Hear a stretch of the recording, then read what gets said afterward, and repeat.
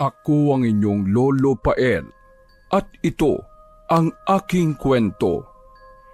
Made of Horror. Napapikit ng mariin si Siegfried nang marinig ng sinabi ng kasambahay. Kasalukuyan silang magkaharap na nakaupo sa sala. Pasensya na po talaga, Sir Sid. Medyo may edad na ho ako kaya hindi ko na kaya pang alagaan ng anak niyo na si Jacob. Bukod po sa sobrang pilyo napakalikot pa ho niya. Napapadalas na po ang pagsakit ng mga tuhod at paa ko. Okay po, sige po. Naiintindihan ko naman po na concern kayo sa health issues nyo. Pwede ko nga kayong samahan na magpa-check-up pero ayaw nyo naman po. Malaking abala pa ho ako sa inyo kung gagawin nyo yon. Malalaki naman na po yung mga anak ko. Sa tingin ko po heto na yung tamang panahon para naman alagaan nila ako. Kung buo na po ang pasya nyo, wala na po akong magagawa dyan. Sa edad nyo, dapat naman talaga nagpapahinga na kayo at ini-enjoy ang buhay. Ayan din ang sabi ng mga anak ko. Kung may makukuha pa ho kayong kapalit ninyo, baka naman maipasok nyo rito sa akin. Kailangan ko talaga ng kasambahay at pwedeng mag-alaga at kasama ni Jacob dito sa bahay. Alam niyo naman na pumapasok ako araw-araw sa trabaho, di ba? Sige po, Sir Sid. Ihahanap ko po kayo doon sa amin. Pero ayos lang po ba kung medyo bata ang makuha ko? Saglit na nag-isip si Siegfried. Napansin naman na matanda ang kakaibang ekspresyon na mukha ng amo. Huwag ho kayo mag-alala dahil hindi ko naman kayo bibigyan ng pasaway at sakit sa ulo.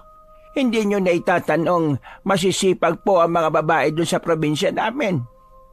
Kung masipag naman po, wala pong problema dyan, manang maming. Mas okay sana kung ang edad nasa 25 hanggang 30 plus na. Huwag na masyadong bata. Sige po, masusunod po, Sir Sid. Paano? Ayusin ko na lang yung mga gamit ko. Tumayo na si Maming at pumunta sa kwarto niya. Nakaupo pa rin si Siegfried nang mapansin na nakasilip ang anak niya mula sa pinto ng private office niya. Doon madalas nagpupunta si Jacob para maglaro ng online games sa computer. Daddy, totoo po ba naalis na si Yaya, Maming? Oo anak, marami na kasing nararamdaman na masakit si Manang Kailangan na niyang magpahinga dahil hindi na siya bumabata. Ganun po ba, Daddy? Sino na yung magiging maid at yaya ko? Hahanap pa si Manang ng bagong papalit sa kanya. Huwag ka na malungkot, ha? Hindi na kumibo si Jacob. Yumakap na lamang siya sa ama. Lumipas ang 1 linggo. Simula nang umalis si Maming ay hindi pa rin siya nakakahanap ng pwedeng ipadala sa Maynila. Namumroblema na nga si Siegfried dahil 1 linggo na rin siyang hindi nakakapasok sa opisina. Wala kasi siyang mapag-iwanan sa anak. Nag-iisip ng malalim si Siegfried nang biglang tumunog ang cellphone niya. Nabasa niya ang pangalan ng asawang si Leticia. Hello, Han. Kumusta ka? Si Jacob. Bago sumagot ay sumilip pa si Siegfried sa bintana. Ayun, nasa labas, naglalaro siya. Nakakuha ka na ba ng bagong maid at yaya? Wala pa nga mas okay siguro kung magpaskil ka dyan sa labas ng bahay o sa subdivision na naghanap tayo ng maid. Hindi kaya delikado yung ganon, Han. Mas gusto ko sana yung galing sa recommendation ni Manang Maming At least, yun, kilala niya. Kung hihintayin pa natin yon, kailan pa yung darating? 1 week ka nang hindi nakakapasok sa trabaho mo. Ayun na nga Panay na ang tawag ng boss ko sa akin. Tinatanong kung kailan daw ako papasok. See? Huwag mo pabayaan ang trabaho mo, ha? Kumusta ka naman ba dyan, Han? Okay naman ako dito, Han. O sige na, may gagawin pa kasi ako Tinawagan lang kita para kumustahin kayo. Ingat kayo lagi dyan, ha? I miss you. I love you. I miss you too, and I love you too, Han. Nakaramdam ng kaunting kalungkutan si Siegfried. 2 taon na mula nang pumunta sa Ireland ang asawa niyang si Leticia. Ayaw man niya pero matagal nang nakikiusap sa kanya ang babae na muling bumalik sa trabaho nito sa abroad. Ayaw naman niyang maging mahigpit. malaki ang tiwala niya sa asawa at isa pa, doon na ito nagtatrabaho kahit noong dalaga pa. Sinunod nga ni Siegfried ang mungkahi ng asawa. Nagpaskil nga siya sa labas ng bahay at labas ng subdivision na naghahanap siya ng kasambahay at yaya. Nagtanong na rin siya sa mga kakilala at kaibigan niya kung may marerekomenda sa kanya. Hanggang isang umaga ay tumawag ang guard ng subdivision nila. Sinabi nito na may isang babae na gustong mag-apply bilang kasambahay sa kanya. Laking tuwa naman ni Siegfried dahil may nagka-interest na mag-apply. Mayroon namang nare-rekomenda mga kakilala niya pero manggagaling pa sa malayong probinsya. Wala naman sanang kaso roon pero na-disappoint siya dahil hindi pa man nagsisimulang magtrabaho sa kanya ay humihingi na kaagad na mabigyan sila ng paunang sahod kasama pa ang pamasahing gagastusin nito sa pagluwas. Maraming modus sa panahon ngayon kaya naman nagtitriple ingat siya. Nagmamadali na ngang lumabas si Siegfried. Malayo pa lang ay tanaw na niya ang babaeng kausap ng guard sa gate ng subdivision. Nang makalapit siya ay agad na binati siya ng gwardya.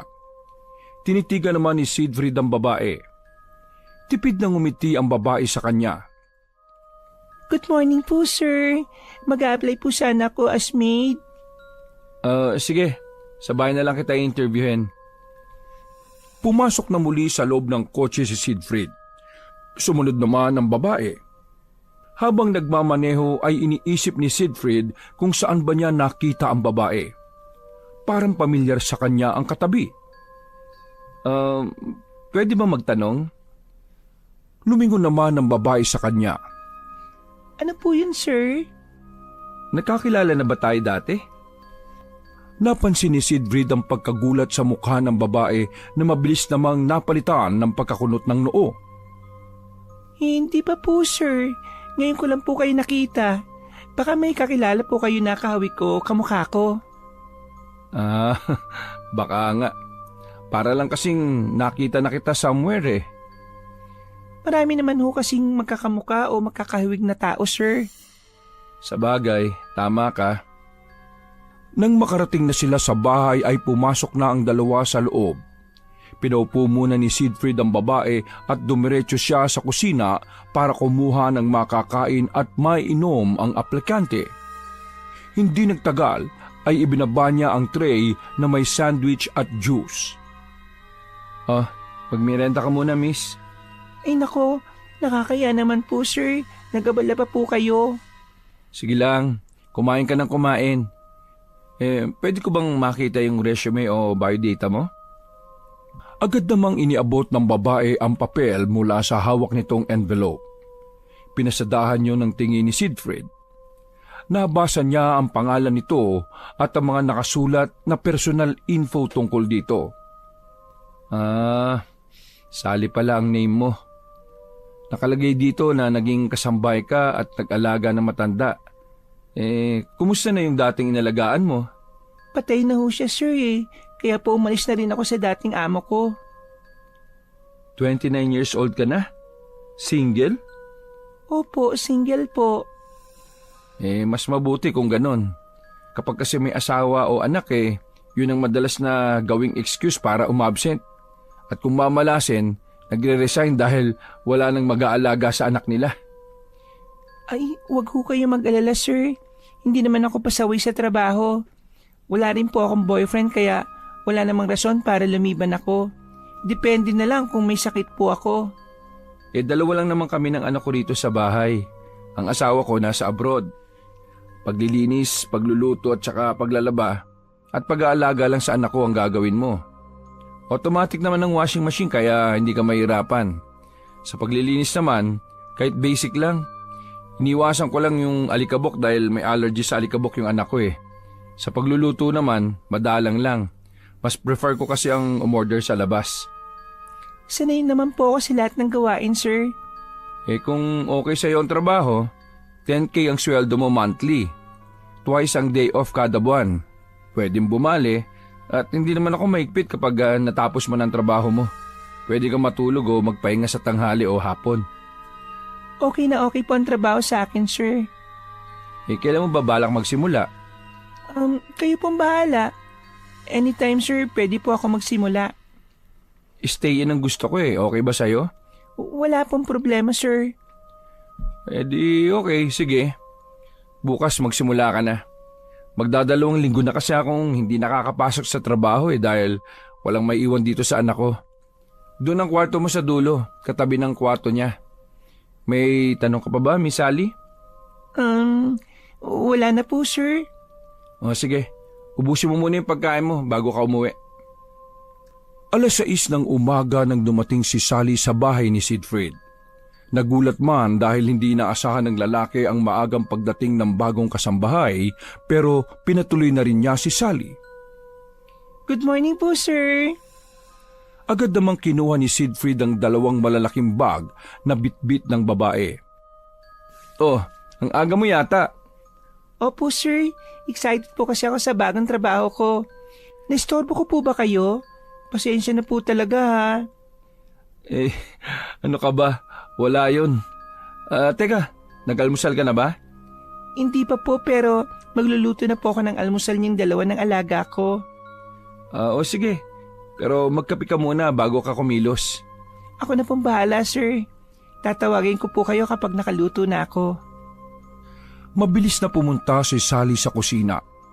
Tiningnan niya ang loob ng ref kung ano ang pagkain na naroon. Pinapanood naman ni Siegfried ang bawat galaw ng babae. May bahagi ng utak niya ang nagsasabi na parang magkakilala sila ng babae. Pero hindi niya maapuhap sa isip kung kailan at saan sila nagkakilala o nagkita. Mukha namang mabait si Sally. Nang una nga niya itong nakita ay magaan kagad ang pakiramdam niya rito. Napapansin ni Sally ang pagtitig sa kanya ng lalaking amo. Hindi naman siya nakakaramdam ng pagkailang o hiya. Mas lamang sa kanya ang saya at excitement habang naghihiwa ng mga lulutuin. Makalipas ang 1 oras ay tinawag na ni Sally si Siegfried at sinabi niyang nakahanda na ang almusal. Pumasok si Siegfried sa kwarto ni Jacob para gisingin ang anak. Araw yon ng Sabado. Mahimbing ang tulog ng anak dahil napuyat sa paglalaro ng game sa iPad. Ilang sandali pa ay umupo na ang mag-ama sa harap ng lamesa. Good morning Jacob. Good morning din po. Anak, siya nga pala yung bagong maid at yaya mo. Siya si Ate Sally. Tipid nang umiti si Jacob sa yaya. Tara na Sally, sumabay ka na sa amin kumain. Naku sir, nakakaya naman po. Sige po, kumain lang kayo. Mamaya na po ako. Ngayon pa lang, masanay ka na Sally. Hindi ka namin ituturing dito na ibang tao kundi ka pamilya na. Kaya kumuha ka na ng plato mo at sumabay ka na sa amin kumain. At tubili pa rin si Sally kaya naman agad na tumayo si Siegfried para kumuha ng plato. Wala nang nagawa si Sally kundi umupo sa tabi ni Jacob. Huwag kang maya sa amin ha. Kumain ka ng kumain. Maraming salamat po sir. Habang ngumunguya ay napansin ni Siegfried na pasimpleng yumuko ang katapat na babae at nagpahid ng luha. Nagtaka siya kung may nasabi ba siyang masama para umiyak ang kasambahay. Hindi tuloy maiwasan na pagmasdan niya ang bawat galaw ng babae. Unang araw pa lang ay nagustuhan ni Siegfried ang serbisyo ni Sally. Malinis, masipag at masinop sa gamit, bukod pa doon ay maliksi kumilos. Napansin din niya na kahit nangungulit at nakikipaglaro si Jacob dito ay hinahayaan lang ng babae. Kasalukuyang nagpapahinga sa teresa si Siegfried. Nang mula sa kinauupuan ay natanaw niya na naghahabulan sina Jacob at Sally. Labis ang tuwa ng anak niya. Dinig niya ang malakas na halakhak nito habang tumatakbo at palingon-lingon kay Sally. Hindi napigilang sumungaw ang ngiti sa labi ni Siegfried. Naalala niya ang dating ganoong senaryo sa kanila ni Jacob at Leticia. Pahinga na muna tayo, Jacob. Pagod ka na po kagad, yaya? Mula sa pagkakayo ko ay tumingin si Sally sa batang kalaro. Nakita niya ang maliwalas na mukha ni Jacob na masayang nakatitig sa kanya. My God, tumatanda na yata ako, Jacob. Sumakit bigla yung tuhod at balakang ko eh. Humagikik naman si Jacob sa narinig. Lumuod siya at hinawakan ng tuhod ni Sally na ikinagulat naman ng huli. Masakit po ba ito, Yaya? Hindi naman masyado. Yakang-yaka pa ni Yaya, kaya lang magpahinga muna tayo ha. Ay, sorry Yaya kung napagod kita ha. Ngayon lang ako nakaranas na may kalarong Yaya eh. Si Manang Maming kasi may edad na kaya hindi na po siya pwedeng makipag-abulan sa akin. Ganun ba? Wala ka bang kalaro ritong mga bata na kapitbahay? Dati po meron. Kaya lang, nung lumipat na sila Dave sa ibang subdivision, nawalan na po ako ng kalaro. Hindi napigilang makaramdam ng awa si Sally sa bata. Napansin niya ang lungkot sa tinig nito. Pinalawak niya ang ngiti at hinaplos ang buhok nito. Huwag ka mag-alala. Simula ngayon, ako na lagi mong makakalaro. Pero may kondisyon. Inosenteng tumitig si Jacob kay Sally at hinintay ang iba pang sasabihin nito. Ipangako mo na mag-aaral ka mabuti sa school ha. After mo gawin ng homework, saka lang tayo pwede maglaro. Okay ba yon? Okay na okay po, Yaya. Lagi ko naman pong ginagalingan sa school eh. Yun kasi ang sabi ni Mami sa akin. Kapag very good daw ako sa school, saka siya uuwi rito. Kagaya kanina ay hinaplos na naman ng awa ang dibdib ni Sally. Nakikita niya ang sarili nito nung siya ay bata pa. Katulad ni Jacob ay madalas din siyang iwan ng nanay niya dahil kailangan nitong magtrabaho. Lasenggo ang tatay niya at walang matinong trabaho hanggang sa isang araw ay natagpuan na lamang na wala ng buhay ang ama na nakaiga sa labas ng simbahan. Ayon sa mga nakakita, maghapon at magdamag na umiinom ng walang humpay ang ama niya at yun ang naging dahilan ng kamatayan nito. Bata pa siya noon pero naiintindihan na niya ang mga nangyayari. Namimiss mo na siguro mami mo, no? Sobrang miss na miss kaya lang lagi pong busy si mami. Madalang po siya tumawag. Intindihin mo na lang si mami. Isipin mo na lang na para sa iyo ang ginagawa niya. Maswerte ka nga at may mami ka pa eh. Si Yaya kasi wala ng mami. Ay, nasan po ang mami niyo? Nasa heaven na siya. Doon na siya nakatira. Kasama na po ni Papa Jesus? Oo, magkasama na sila. O tara na muna sa loob. Tirik na ang araw dito sa labas eh. Hindi ka ba nauuhaw o nagugutom? Teka, pupunasan kita ng pawis. Magkahawak kamay na pumasok sa loob ng bahay ang dalawa. Hindi naman napuknat ang tingin ni Siegfried sa dalawa. Bigla niyang naisip ang asawa na si Leticia. Tiningnan niya ang cellphone na tinawagan sa messenger ang asawa pero naka-offline ito. Kaya naman pinatay na niya ang tawag. Lumipas pa ang ilang araw. Nakakaramdam na ng inis si Siegfried. Sa tuwing tinatawagan niya si Leticia ay hindi nito sinasagot ang tawag niya. Ang lagi nitong dahilan ay busy sa trabaho o kaya naman tulog. Madalang pa sa patak ng ulan na magkausap sila simula nang nagtrabaho ito sa abroad. Yun ang pilit na iniintindi ni Siegfried. Magkalayo silang dalawa kaya ayaw niyang magkaroon ng tampuhan o away sa pagitan nila. Nang gabing yon ay walang ganang kumain si Siegfried. Pagkatapos siyang i-check ang anak sa kwarto nito, ay nagkulong na siya sa kwarto niya. Kapiling ang alak na iniinom habang nakikinig ng malulungkot na kanta. Ang asawa niya pa ring si Leticia ang nasa isip niya. Nag-reply naman ang babae sa chat niya pero hindi na ito sumagot pa nang mag-chat siya uli. Nabaling ang tingin ni Siegfried sa pinto nang makarinig ng katok. Tumayo siya para pagbuksan ng sinumang kumakatok. Naisip niya na baka nagising si Jacob at gustong tumabi sa kanya sa pagtulog. Nagulat pa siya nang mabungaran si Sally sa labas ng pintuan. Oh, Sally, may kailangan ka ba? Naistorbo ko po ba kayo, sir? Pasensya na po Itatanong ko lang po kung okay lang ba kayo. Hindi kasi kayo lumabas ng kwarto kanina pa eh. At hindi rin kayo kumain ng dinner. Baka po gusto nyong dalhan ko kayo ng pagkain. Wala kasi akong ganang kumain eh. Huwag mo na akong dala ng pagkain, magpahinga ka na. Sure po ba kayo, sir? May problema po ba kayo? Kung kailangan mo na makakausap, pwede ako. Sabi nyo nga, tinuturing nyo akong parang kapamilya na. Mangula ka ba kasi nahulaan mo na may problema ako eh. Hindi naman po marunong magsinungaling ang mga mata, sir. Sumeryoso si Siegfried at umiwas ng tingin sa babae. Okay lang ako, Sally. Magpahinga ka na. Maaga ka pa bukas eh. Kapag nagutom ako mamaya kakain ako.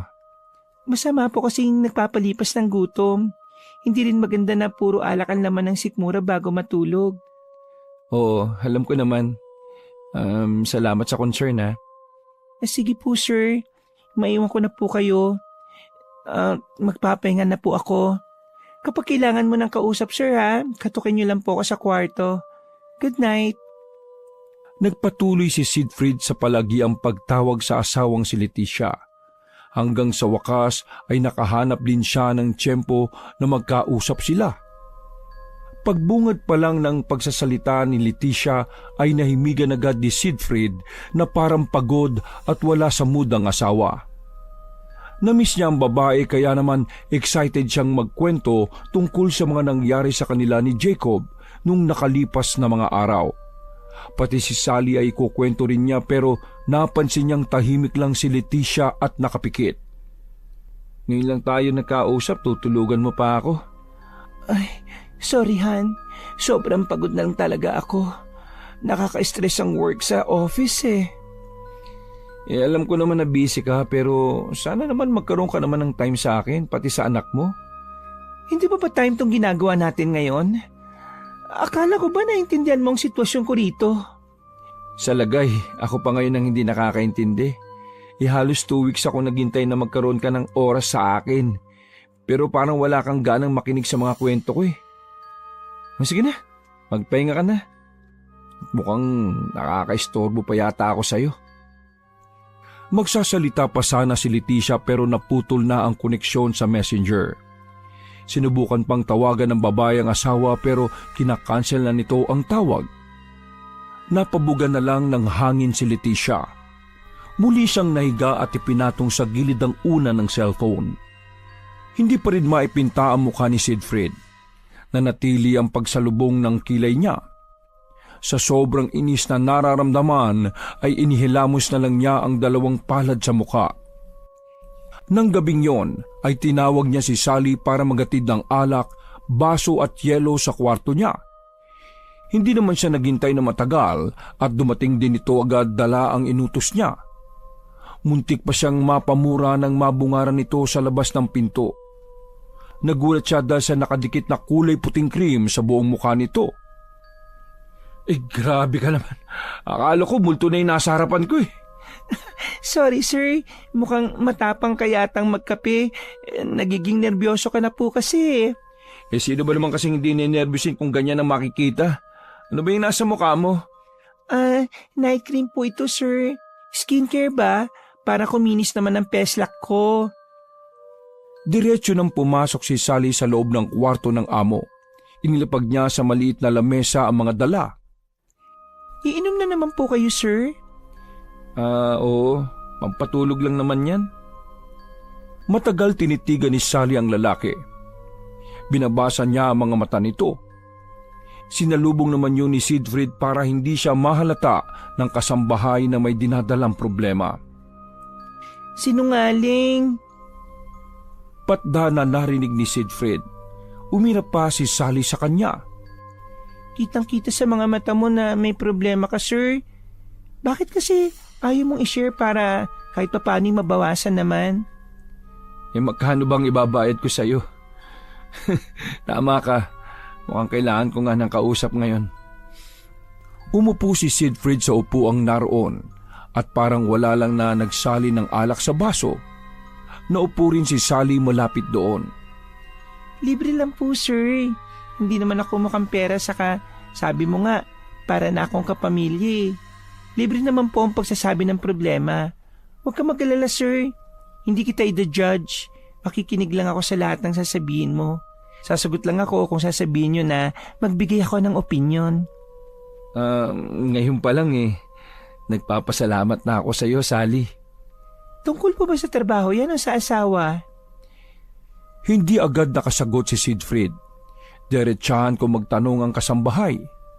Pakiramdam niya ay may bumara sa lalamunan niya. Nilagok muna niya ang alak sa basong hawak saka nagsalita.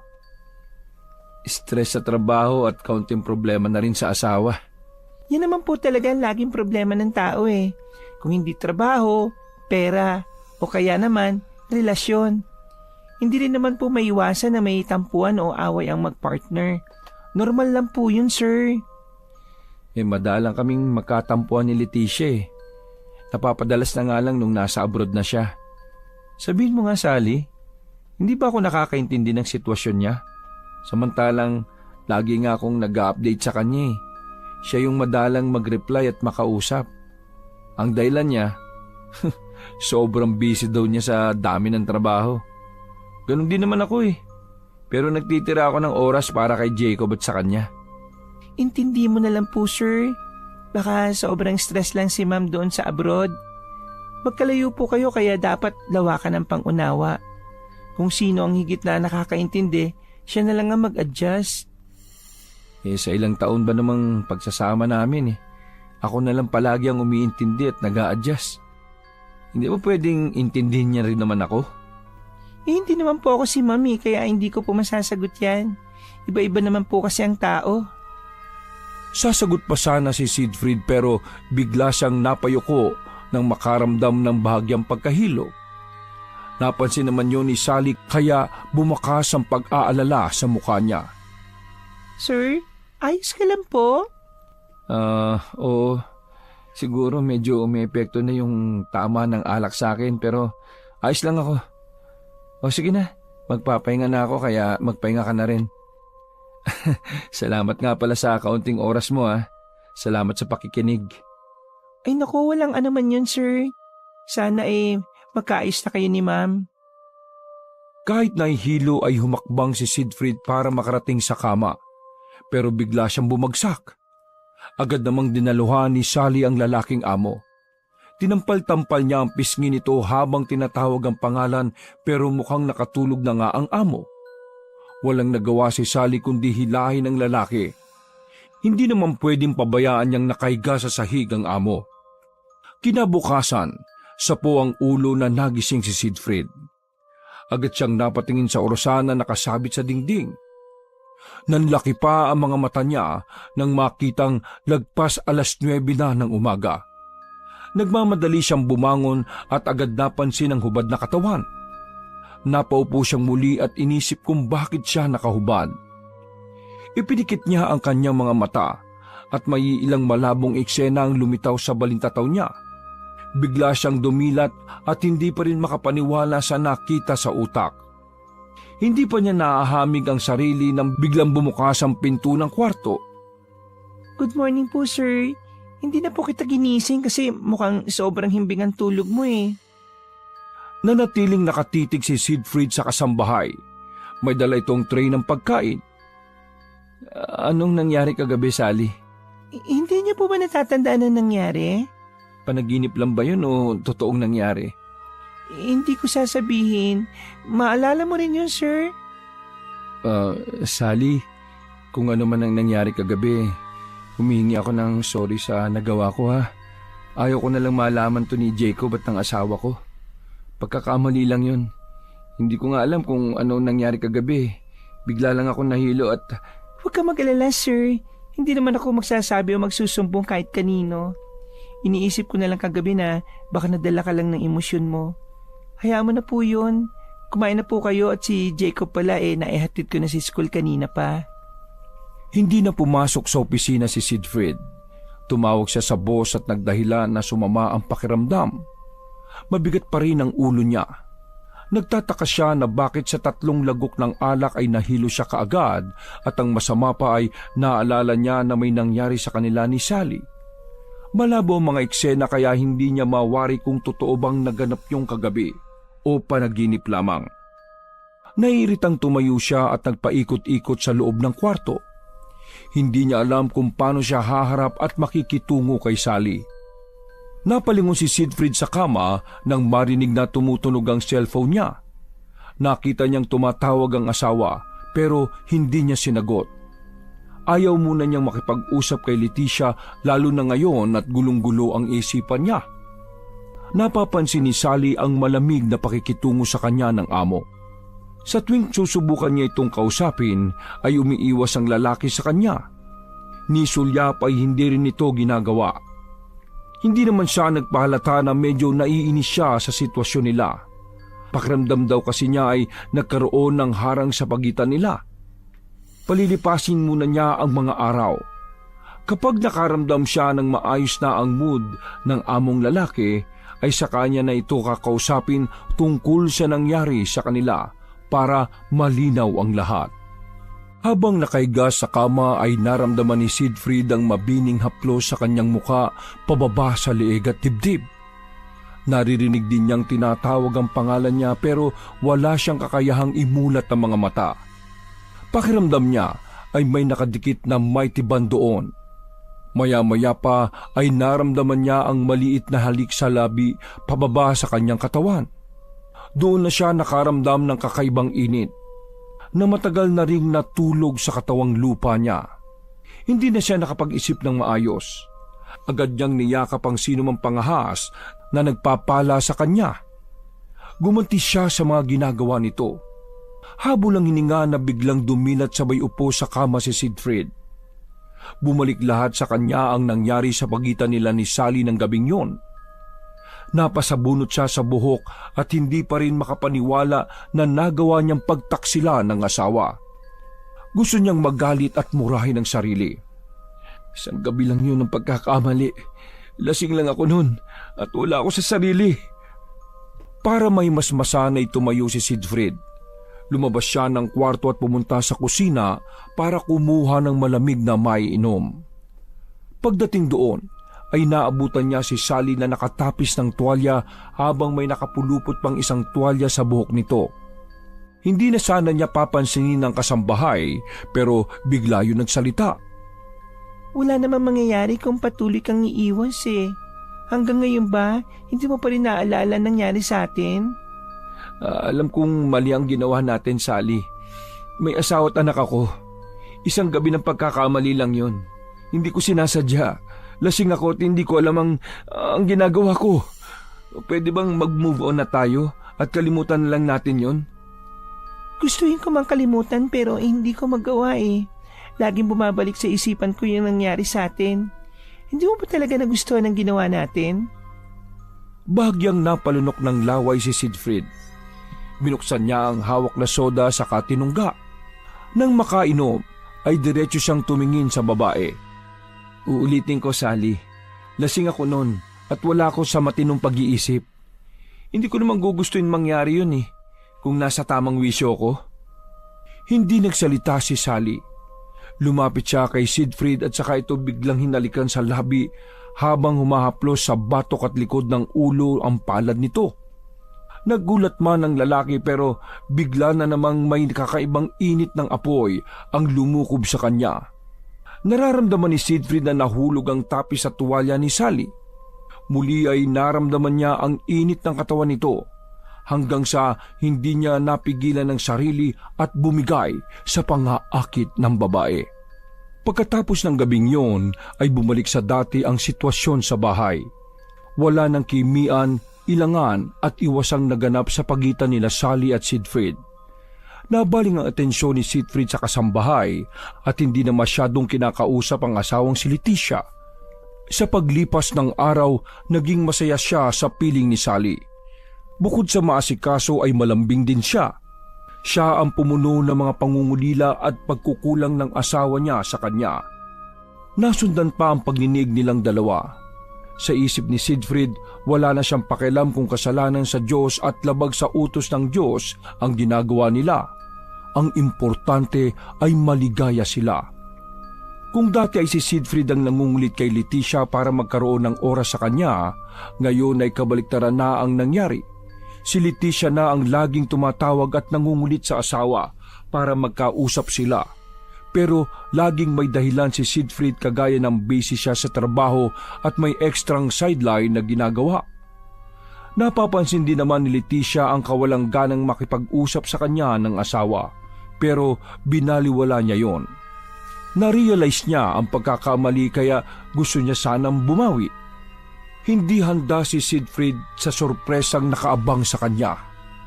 Laking gulat niya pagkabukas ng pinto ay ang asawang si Leticia ang masaya at abot-tengang nakangiti sa kanya. Agad na lumipad ang paningin ni Siegfried sa dalawang maleta na nasa tabi ng babae. Home sweet home, hon. Na-surprise ka ba? Han, bakit napaaga yata ang uwi mo? Para magkaayos na tayo, siyempre. Hindi ko talaga sinabi sa iyo para magulat ka. Niyakap ng maigpit ni Leticia ang asawa. Nung unay atubili pang kumilos si Siegfried pero unti-unting kumilos ang kamay niya at gumanti rin ang yakap sa babae. Hindi niya namalaya na pumapatak na pala ang luha niya. Napansin naman yon ni Leticia kaya sinalubong niya ang mga mata ng lalaki. Pinunasan niya gamit ang daliri ang luha ng asawa. I'm sorry, Han. Alam ko na may pagkakamali ako. Sana maayos natin to at mapag-usapan. Kung kinakailangan na dito na lang ako sa Pinas, susunod ako sa mga gusto mo para makompleto tayong pamilya. Kung alam mo lang na sobrang miss na miss ko kayo ni Jacob. Naiintindihan ko naman, Han eh. No need to worry and say sorry. Ngayong nandito ka na, magiging maayos na ang lahat sa atin. Tsak na matutuwa si Jacob kapag nalaman niyang nandito ka na. Teka, pumasok muna tayo sa loob ng bahay. Kumusta nga pala yung flight mo? Hindi ka ba napagod? Medyo nagugutom ako. Ipagluto mo lang ako para sabay na tayong kumain, ha? Walang pagsidlan ng kasiyahan ng mag-asawa. Habang nagkukwentuhan sa kusina ay nakikinig naman si Sally. Tumutulong siya sa paghihiwa ng oras na yon. Sa tuwing naririnig ni Sally ang malutong na halakak ni Leticia ay napapairap siya sa kabumubulong-bulong na tila naiinis. Bakit pa kasi umuwi ang bruha niyan dito? Nakakairita ang boses niya. Napaka-arte. Sally, mamaya ako ibibigay ang pasalubong ko sa iyo, ha? Maraming kwento ang asawa ko tungkol sa iyo at tingin ko naman na totoo ang kwento niya. Feeling ko magkakasundo rin tayo. Maraming salamat po, ma'am.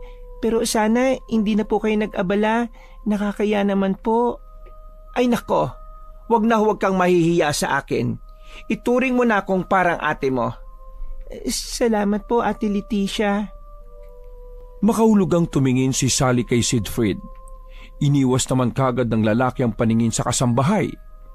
Naisip ni Siegfried na kailangan niyang gumawa ng alibay para mapaalis ang kasambahay sa bahay nila. Kailangang hindi malaman ni Leticia ang namagitan sa kanila ni Sally.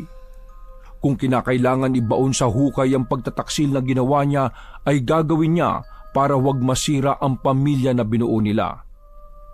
Nang gabing yon ay nagdahilan si Siegfried sa asawa na magpapahangin lang sa labas pero ang totoo ay gusto lang niyang kausapin si Sally. Nakikiusap ako sa iyo na magpresenta ka ng umalis dito sa bahay. Bahala na kung anong idadahilan mo. Bakit naman ako aalis? Kung may kailangan umalis dito, yun ang asawa mong bruha. Ano? Nasisiraan ka na ba ng ulo? Hindi mo ba naiintindihan ng sitwasyon?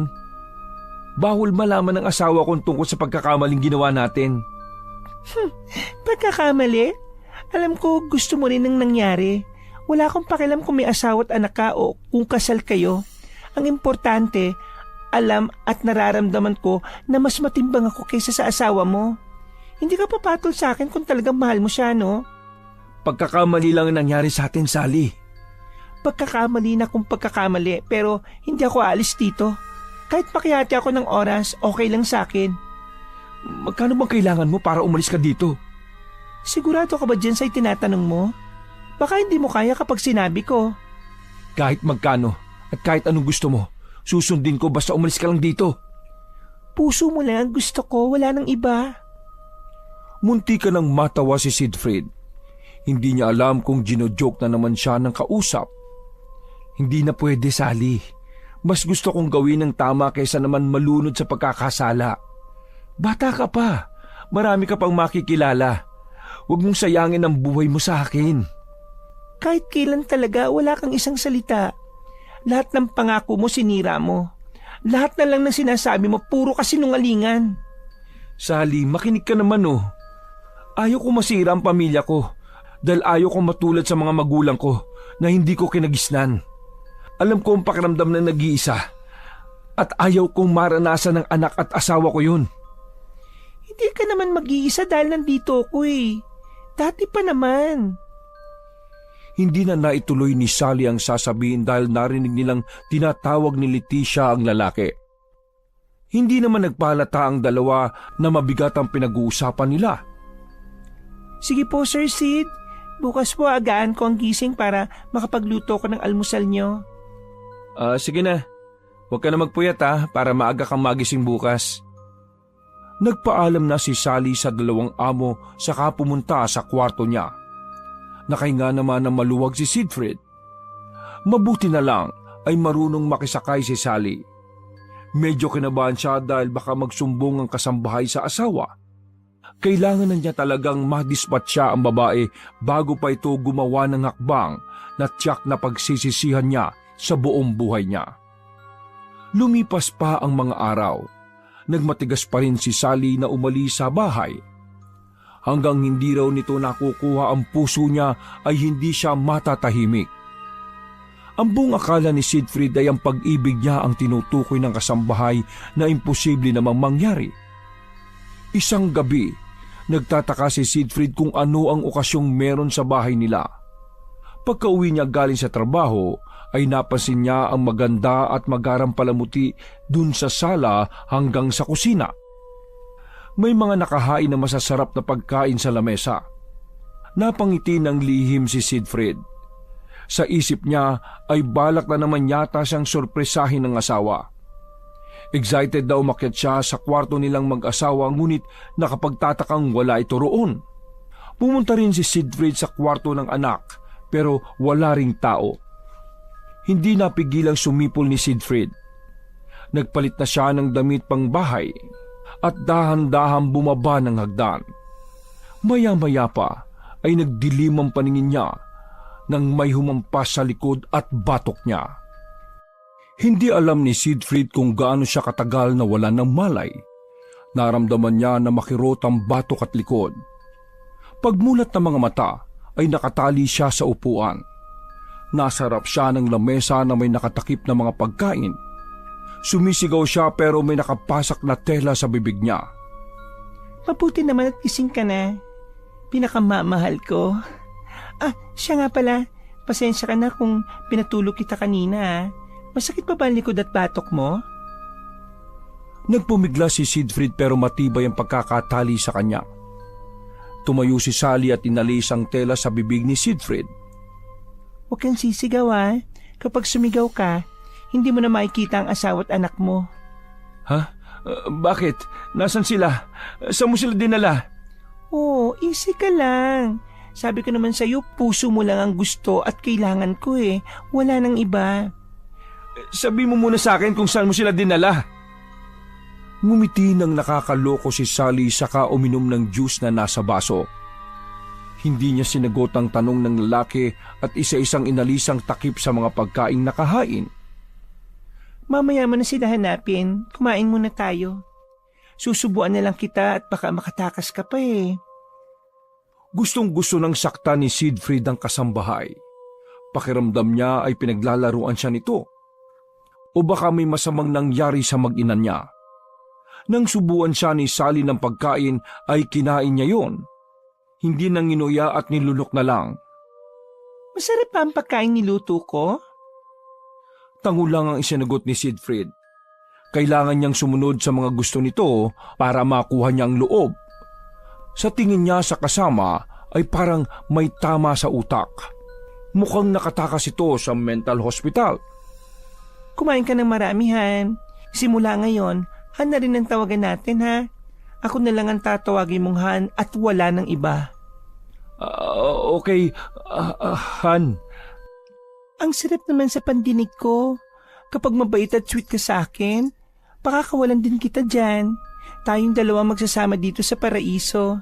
Ikaw at ako lang, wala ng iba. Mukhang masaya yan, Han. Kaya lang si Jacob, nasan siya? Sabihin na lang natin na hindi mo na siya makikita. Huwag ka mag-alala, magkasama sila ni Leticia tapos tayong dalawa naman ang magkasama dito. Ang saya, di ba?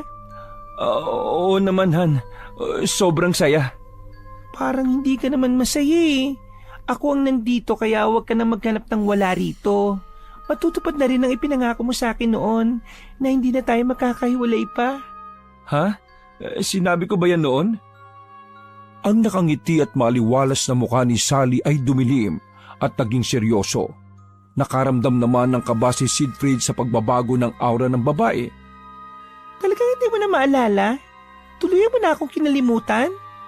Ako, hindi kita kinalimutan. Hinanap pa kita, Sid eh. Hinanap? Bakit? 19 years kitang hinanap, Sid. Kaya ngayon nakita na kita, hindi na ako papayag na magkaiwalay tayo. Ang sabi mo pa nga noon, nasa akin lang ang puso mo. Pero bakit nagmahal ka ng iba? Hindi mo man lang ako hinanap. Sa oras na yun ay tuluyang nalito at naguluhan si Siegfried. Hindi niya alam kung anong sinasabi ng babae. Napansin naman yun ni Sally kaya nagpatuloy siya sa pagsasalita. Ang sabi mo nung una mo ko nakita, parang kilala mo ko. Magkakilala talaga tayo. Kung naalala mo na kinidnap tayo ng sindikato noong mga bata pa tayo, 10 taon ako noon at 13 ka naman. Akala natin bahay ampunan ng lugar na pinagdalan sa atin pero pinili tayo na mamalimos sa kalye. Kapag wala tayong maibigay sa kanila, sinasaktan nila tayo at hindi pinapakain. Pero ikaw, gumagawa ka lagi ng paraan noon para makadilihensya ng pagkain natin. Sabi mo pa noon na mahal mo ko at kapag nakaalis tayo sa impyernong lugar na yun sabay tayong lalayo at magbabagong buhay para makalimutan ang masaklap at masakit na karanasan natin. Pero bigla nagbago ang lahat. May nag-raid sa lugar. Nakatakas kami ng ibang mga bata pero ikaw nahuli ka ng mga pulis kasama ng mga sindikatong dumukot sa atin. Hindi ko alam kung saan ka dinali. Namuhay ako sa kalsada hanggang sa napunta ako sa bar. No choice ako dahil kailangan ko mabuhay. Ilang beses pa nga akong naloko noon Namolestya dahil hinahanap kita. Sabi ng mga pulis na nakilala at pinagtanungan ko, matutulungan nila ako na makita ka pero pagkatapos nila akong gamitin, hindi naman pala nila ako tutulungan. Kahit ganon, hindi ako nawalan ng pag-asa na isang araw ay makikita tayong muli. Hindi makapaniwala si Siegfried sa mga narinig. Kaya pala parang kilala niya ang babae. Totoo naman ang nararamdaman niya dati na magaang kaagad ang loob niya rito. Ngayon ay naalala na niya ang lahat kung sino si Sally sa buhay niya. Nakaramdam siya ng awa para rito. Gusto niyang yakapin ang babae pero pinigilan niya ang sarili. Baka lumabas na naman ito sa kanya. Hindi mo deserve ang kagaya ko, Sally. Hinanap din kita pero sa laki ng Pilipinas, hindi kita nakita. Nung nahuli ako ng mga pulis noon, dinala nila ako sa pangangalaga ng DSWD. Hanggang sa may umampon sa akin. Pinag-aral at tinuring nila akong anak. Hindi na ako umasa noon na makikita pa kita pero lagi kong dasal na sana maayos ang kalagayan mo. Pero ngayon, sa mga nalaman ko, nasasaktan ako. Wala ako doon sa panahon na kailangan mo ko. Doon na humulagpos ang pinipigilang luha ni Sally. Ilang taon niyang iniyakan ang pagkakalayo nilang dalawa. Sa bawat gabi na mag-isa siya at puno ng takot ay wala siyang nasusumbungan kaya nasanay siyang mag-isa. Tanging ang masasaya nilang alaala na lamang ang kinakapitan niya para makasurvive at manatiling buhay. Wala pa ring tigil sa pagluha si Sally. Tumayo siya at lumapit kay Siegfried. Kinalagan niya ang tali nito. Hindi ko akalain na aabot tayo sa ganito. Noon at ngayon, isa lang ang tanging hiling at dinarasal ko na sana makita ko ta ulit. Kahit gaano katagal pa yan, basta malaman ko lang na buhay ka at maayos. Hindi ako galit sa iyo, Sally. Pero kailangan mong maintindihan na may pamilya na ako. Alam natin ang pakiramdam na walang pamilya kaya sana hayaan mo ko. Hayaan mo na kami. Huwag kang manakit ng iba, please. Huwag mo sanang ipagkait na maging masaya ako. Humingi ako ng tawad sa nangyari sa atin. Alam ko, may pagkakamali ako dahil natukso ko sa iyo. Pero sana naman ay maunawaan mo na hindi na matutupad ang ipinangako ko noon sa iyo. Naintindihan ko, Sid. Patawarin mo rin ako. Nabulag ako sa sobrang pagmamahal ko sa iyo. Hindi ako makaalis sa alaala ng kahapon. Yung mag-ina mo, nilagay ko sila sa bodega. Baka gising na sila. Ikaw nang bahala kung isusumbong mo ako sa mga pulis dahil sa nagawa ko. Tatanggapin ko kung ano mang parusa ang nakalaan sa masamang ginawa ko. Shh! Hindi pulis ang kailangan mo kundi magaling na psychiatrist. Kung kinakailangan samahan kita sa pagpapagamot para gumaling ka, gagawin ko. Kailangan mo ng tulong at alam kong matutulungan kita. Sa dami ng masamang pinagdaanan mo, tsak na naapektuhan ang mental health mo. Hayaan mong tulungan kita para makabawi ako. Ngumiti lang ng mapait si Sally. Hindi siya umimik at diretsong naglakad palabas ng kusina. Nang mahimasmasan si Siegfried ay halos lumipad siya patungo sa basement. Pagbukas ng pinto ay nakita niyang wala pa ring malay ang mag-ina niya. Kinalagan niya ng tali ang dalawa sa kaniyakap sila ng mahigpit habang humahagulgol.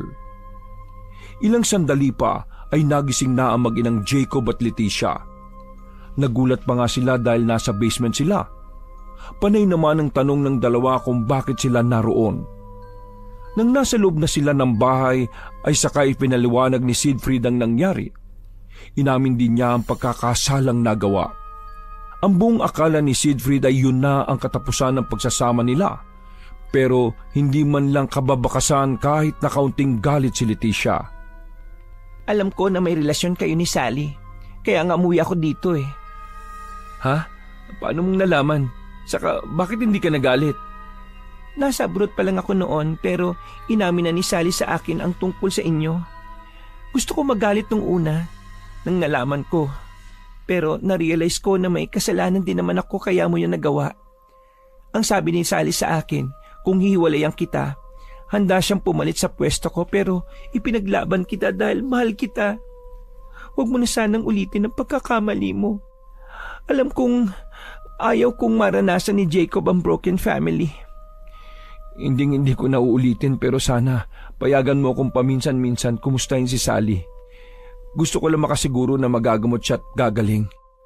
Sasama ako para makita ko rin siya.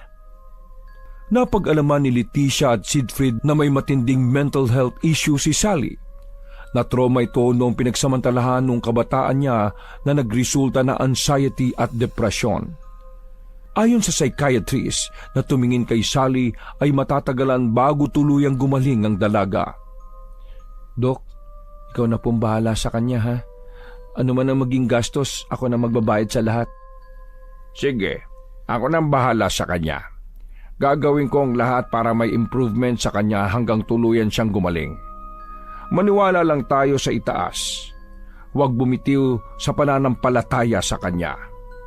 Maraming salamat po, Dok. Bago umalis ay tinanaw pa ni Siegfried si Sally habang nakaupo sa mahabang upuan sa labas. Masaya na siya dahil nakikita niyang medyo bumubuti na ang lagay ng babae. Nang umiti si Sally habang nakatingin sa kalangitan ay saka lamang nagpa siyang umalis si Siegfried. Wakas!